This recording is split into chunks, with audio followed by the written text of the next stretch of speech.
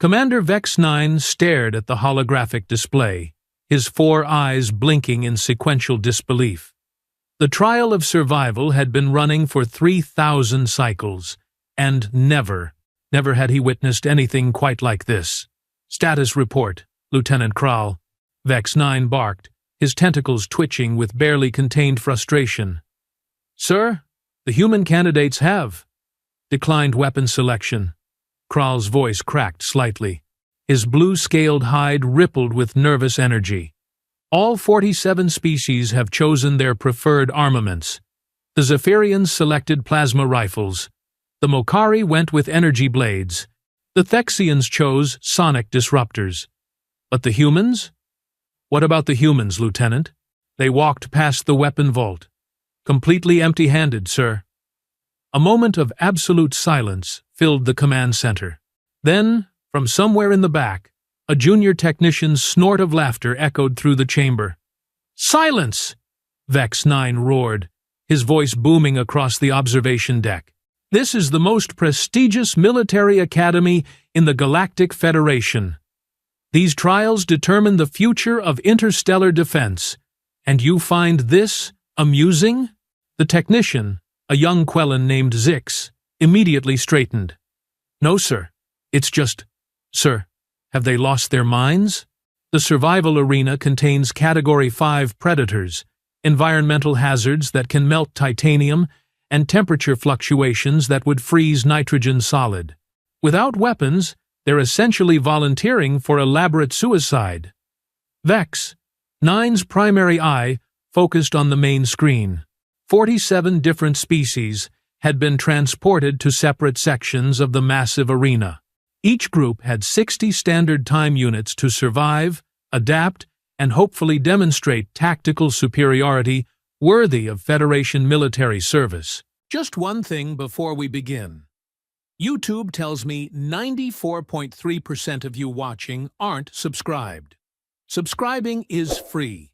It really supports the channel, and you'll get more amazing HFY sci-fi stories delivered straight to you. Don't miss out. The arena itself was a masterpiece of controlled hostility. Spanning 50 square kilometers, it contained every possible threat the galaxy could offer. Acid rain, forests, lava plains, frozen wasteland, predators engineered from nightmares across 1,000 worlds. And somewhere in this hellscape, 5 human candidates wandered around like they were on vacation. "Bring up the human sector," Vex 9 commanded.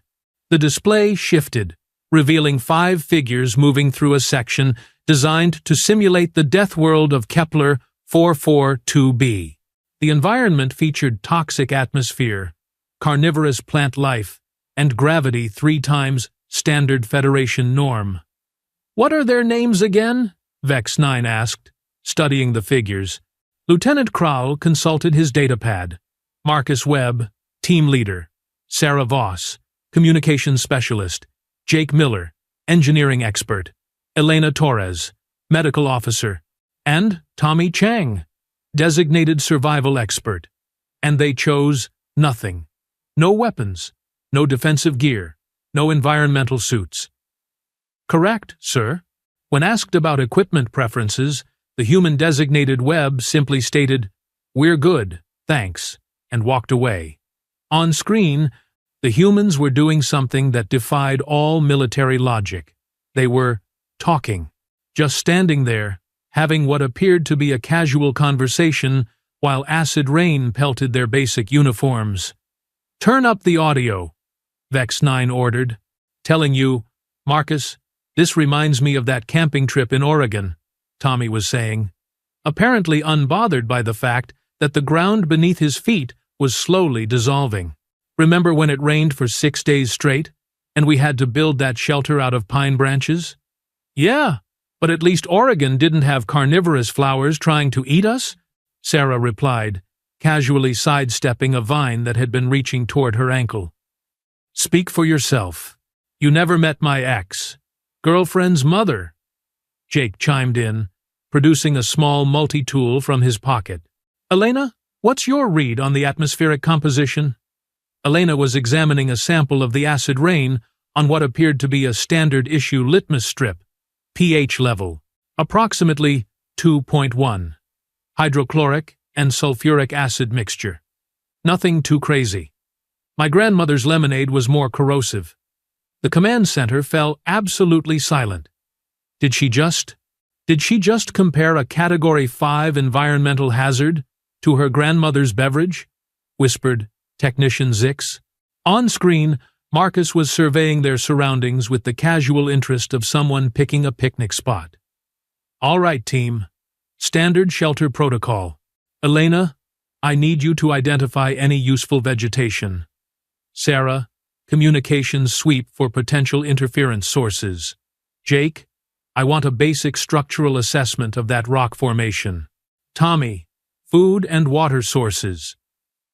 Copy that, boss, came the simultaneous reply. What happened next would be discussed in Federation military academies for generations.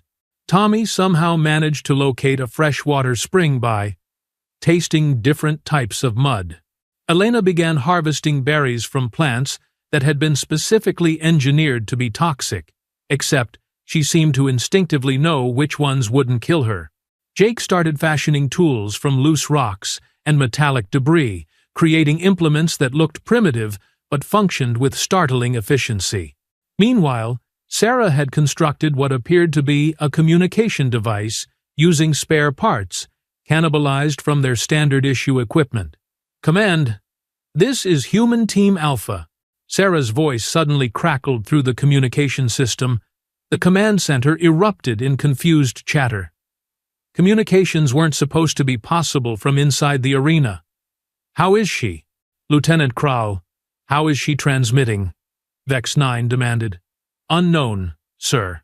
The arena's electromagnetic dampening field should prevent any outside communication. Sarah's voice continued. Just wanted to let you know we're settling in nicely. The weather's a bit dreary, but nothing we haven't seen before. Marcus wants to know if there's a time limit on this thing, or if we should set up for extended camping. Extended camping? They were treating the trial of survival like extended camping. Sir, Lieutenant Kral's voice was barely a whisper. Should I respond? Before Vex 9 could answer, alarms began blaring throughout the command center. Predator alert! Predator alert! Category 5. Biological threat approaching Human Sector 7. The main display shifted to show a creature that had been the stuff of nightmares across civilized space. A xerophage hunter. 12 feet of pure killing machine, with acid-resistant hide, retractable claws that could slice through battle armor, and a jaw structure designed to crush starship hulls. In the 3,000 cycles of the trial, only 2 species had ever survived a xerophage encounter. The Mokari had done it with energy weapons and coordinated military precision. The Zephyrians had managed it through superior technology and aerial advantage. The humans were about to face it with harsh language and positive thinking. This is it, Vex 9 muttered. We're about to witness the shortest trial participation in Federation history. The xerophage burst through the tree line, moving with predatory grace despite its massive size. Its 6 eyes locked onto the human position, and it released a roar that could be heard 3 sectors away. The human response was, Marcus said conversationally, We've got company. Big guy, isn't he? Tommy observed, continuing to work on what appeared to be a fish trap constructed from plant fibers. Definitely impressive, Elena agreed, making notes in a small journal she'd produced from somewhere. Bipedal locomotion, enhanced musculature, pronounced cranial ridge suggesting high-density bone structure, probably herbivorous. Herbivorous? Jake paused in his tool-making. Elena, that thing has teeth the size of my forearm. Jake, have you seen a hippopotamus? Herbivorous doesn't mean friendly. The xerophage, apparently confused by the lack of screaming or running, slowed its approach. It circled the humans at a cautious distance, making low growling sounds that typically preceded feeding behavior. I think it's trying to figure out if we're food, Sarah observed.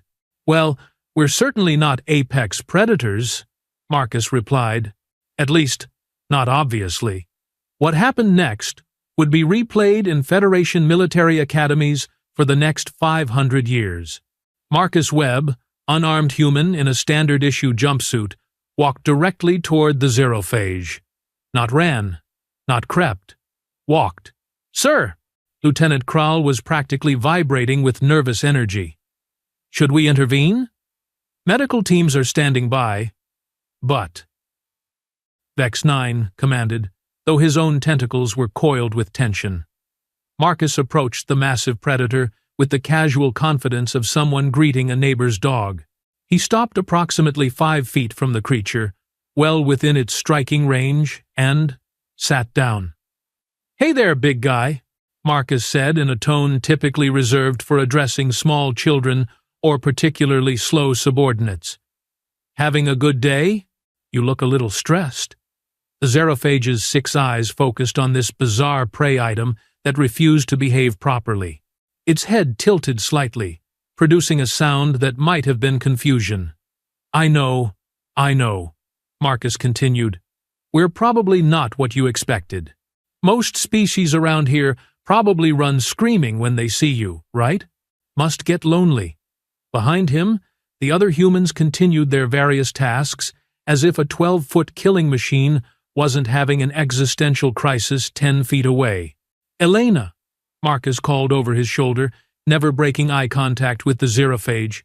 "What's your professional opinion?" Elena glanced up from her berry collection. "Elevated stress indicators.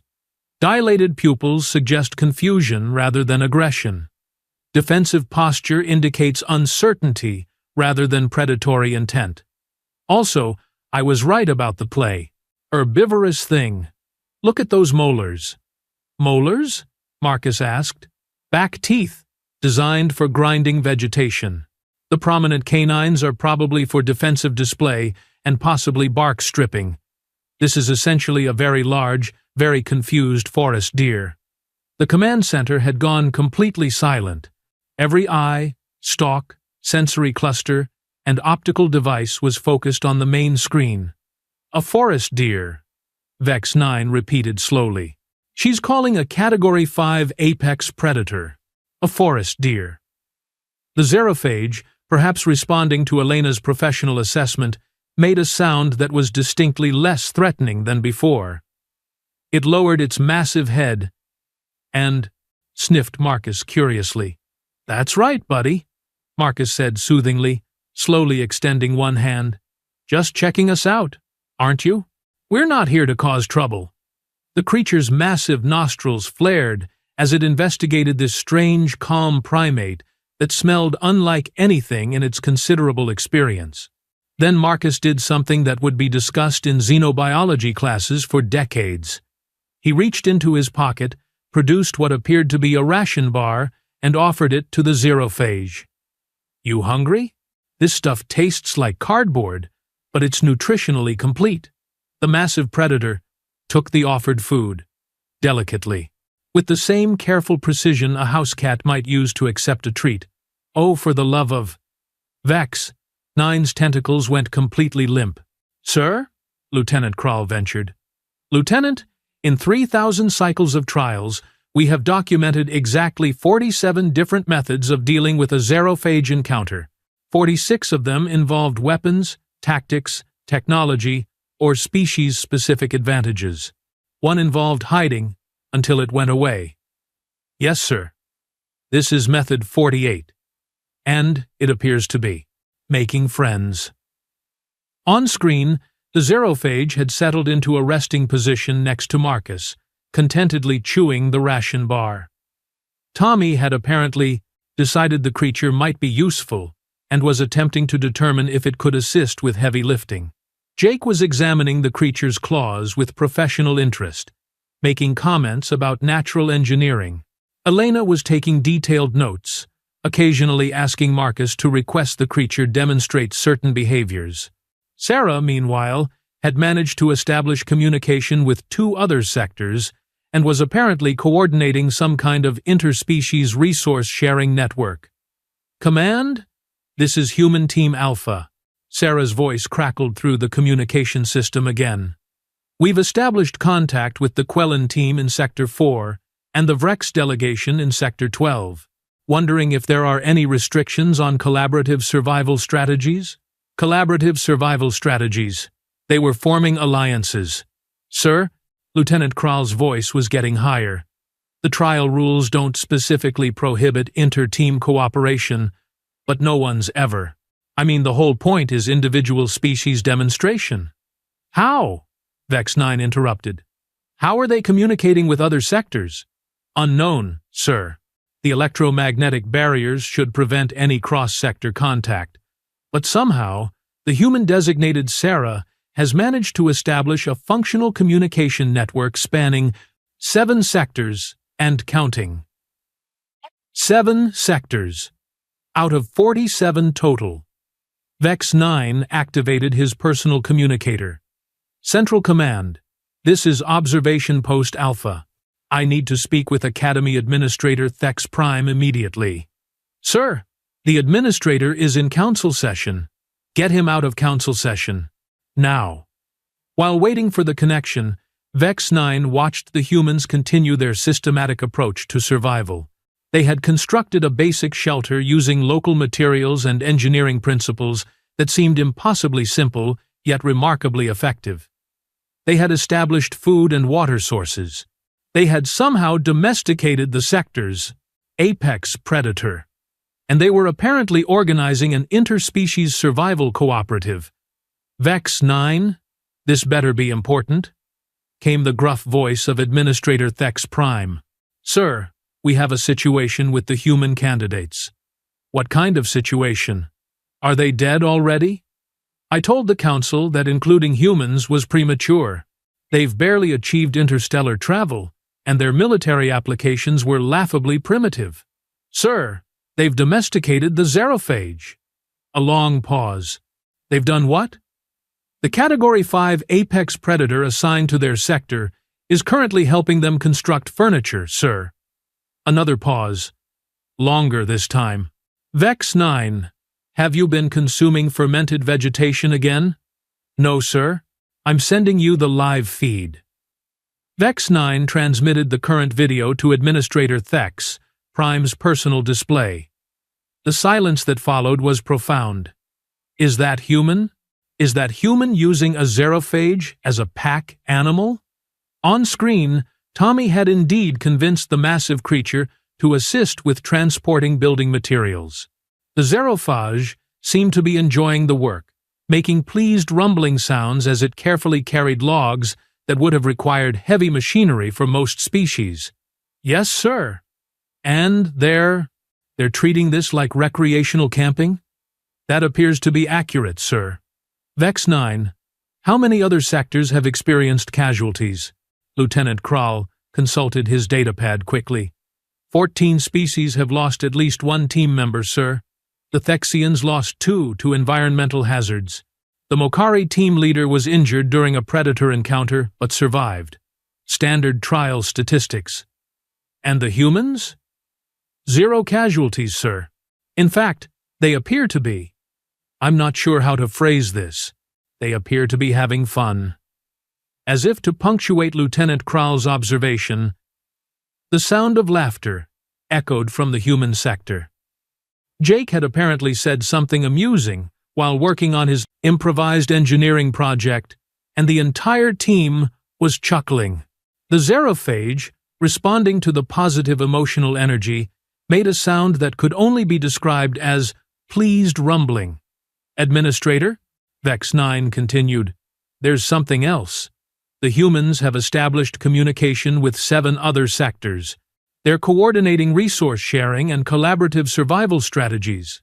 That should be impossible. Yes, sir.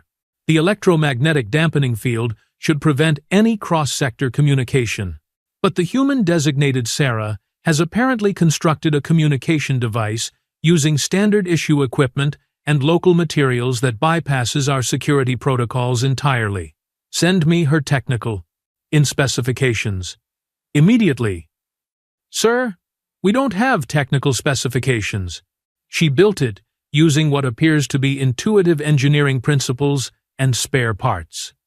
The silence from Administrator Thex Prime stretched for nearly 30 standard time units. Vex 9, the Administrator's voice was carefully controlled.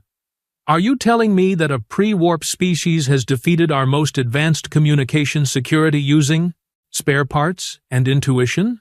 That appears to be the case, sir. And they're treating our most dangerous survival trial like a recreational outing? Yes, sir. While domesticating apex predators and organizing interspecies cooperation networks? Correct, sir. Another long pause. Vex 9, I want continuous monitoring of the human sector, full documentation, and I want a complete technical analysis of that communication device. If they survive the full trial period, we need to talk. 18 standard time units into the trial, things had gone from unusual to completely unprecedented. Status report, Commander Vex 9 demanded, though he was beginning to suspect he didn't want to know the answer. Sir! Lieutenant Kral's voice had developed a permanent tremor. The humans have now established contact with 31 of the 47 sectors. They're operating what can only be described as a multi-species supply chain management system. Vex 9's 4 eyes focused on the tactical display. What he saw defied 3,000 cycles of military doctrine. The humans had somehow transformed the trial of survival into the galaxy's most efficient logistical operation. Species that had never communicated were trading resources. The Vrex were sharing their superior fire-starting techniques in exchange for Jake's improvised tool-making knowledge. The Quellans were providing advanced foraging information, while Elena offered medical assistance for environmental injuries. And the Xerophage? Vex 9 asked, though he suspected he already knew. Currently delivering care packages between sectors, sir. The humans have. They've turned it into a mail carrier. Through the observation window, Vex 9 could see the massive predator, carefully carrying what appeared to be a woven basket between its teeth, moving with the dedication of someone who had found their true calling in life. Sir, Technician Zix interrupted nervously, we're receiving reports from other observation posts. What kind of reports? Well, sir, the Mokari observation team reports that their assigned apex predator, a razor claw stalker, has been adopted by the Thexian team. Apparently, the humans shared domestication techniques during a sector-to-sector conference call. Conference call? Yes, sir. The humans organized a multi-species leadership summit approximately 1 standard time unit ago. 43 team leaders participated. Vex 9 felt something that might have been the beginning of a stress-induced molting cycle. 43 teams are now cooperating? Correction, sir. 43 teams are now being coordinated by the humans. It appears they've established themselves as logistics directors for the entire trial. On the screen, Marcus Webb was addressing what appeared to be an impromptu interspecies council meeting. Representatives from dozens of sectors had somehow gathered in a central location that should have been impossible to reach. All right, everyone, Marcus was saying with the casual authority of someone running a neighborhood barbecue committee. Tommy's identified 17 different edible plant species across all sectors. Elena's compiled a comprehensive list of medical treatments using local resources. Jake's got engineering solutions for shelter construction in 15 different environmental zones. A Vrex representative, standing nearly 8 feet tall and covered in natural armor plating, raised what might have been a hand. Human Marcus, my species wishes to know how you achieved sector-to-sector transport.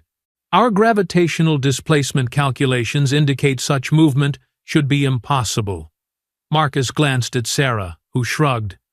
We asked the Xerophage if it knew any shortcuts. Turns out these things have been using underground tunnel systems for centuries. Who knew? You asked?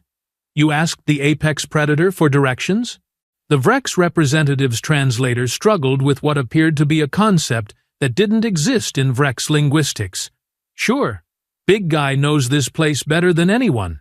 Plus, he's got friends. Lots of friends. As if summoned by the conversation, 3 additional xerophages emerged from the forest, each carrying supplies and looking remarkably pleased with themselves. "Sir," Lieutenant Kral's voice had reached a pitch typically reserved for atmospheric breach alarms. Are those apex predators operating a transportation network?" "It would appear so, Lieutenant." "Administrator Thax," Prime's voice crackled through the communication system. "Vex 9, I need immediate answers. The Council is demanding explanations, and I don't have any that make sense." "Sir, what specific information do you require?" "For starters, how did 47 different species, deployed to separate sectors with independent environmental controls, manage to organize a functional cooperative society in less than 20 standard time units?" Vex 9 consulted his datapad, though the information seemed to mock him with its impossibility. "Based on observation data, sir, the humans identified communication protocols that bypassed our electromagnetic barriers. They then established contact with individual teams, assessed resource availability and survival needs, and implemented what they term basic project management principles." "Basic project management principles?" "Yes, sir. According to their communications intercepts, Human Sarah stated, and I quote, 'This is just like organizing the office holiday party, except with more carnivorous plants.'" A sound emerged from Administrator Thax, Prime's communicator, that might have been choking. "Sir, there's more. The humans have also. They've reorganized the trial structure." "They've done what?" "Instead of individual species survival challenges, they've created collaborative task forces, engineering teams for shelter construction, medical units for injury treatment, resource acquisition groups for food and water, and security details for predator management." "Security details for predator management," Administrator Thax Prime repeated slowly. "Yes, sir. They've essentially domesticated the apex predators across multiple sectors and deployed them as security consultants." Through the command center's viewing portal, Vex 9 watched a sight that would haunt his dreams for cycles to come. A massive Thexian warrior, bred for combat and equipped with natural weaponry that could slice through starship armor, was receiving belly rubs from Tommy Chang while making contented, purring sounds. "Vex 9, Administrator Thax," Prime's voice carried a quality Vex 9 had never heard before. "I need you to answer one question with complete honesty." "Of course, sir. Are the humans better at military logistics than we are?" Vex 9 observed the main display.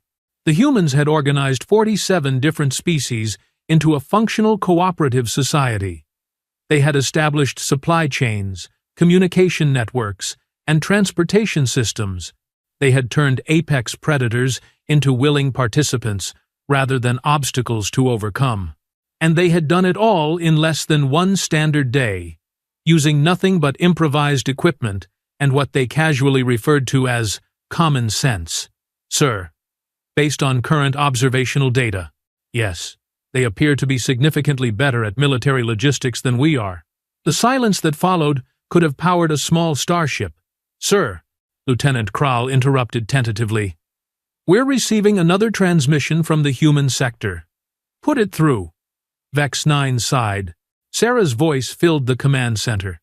"Command, this is Human Logistics Coordinator Sarah Voss. We've completed preliminary survival assessments for all participating species. Everyone's got food, water, shelter, and medical support as needed. The Mokari delegation has requested extended trial time to study our resource management techniques. The Vrex want to establish a formal cultural exchange program, and the Quellen team leader asked if we do birthday parties." "Earthday parties," Vex 9 whispered. "Also," Sarah continued, "Marcus wanted me to ask about the trial completion criteria. We've got everyone pretty much sorted out here, but we weren't sure if there were specific objectives we were supposed to be meeting." Vex 9 activated his communicator. "This is Command." "What? What do you mean by got everyone sorted out?" "Oh, hey, Command.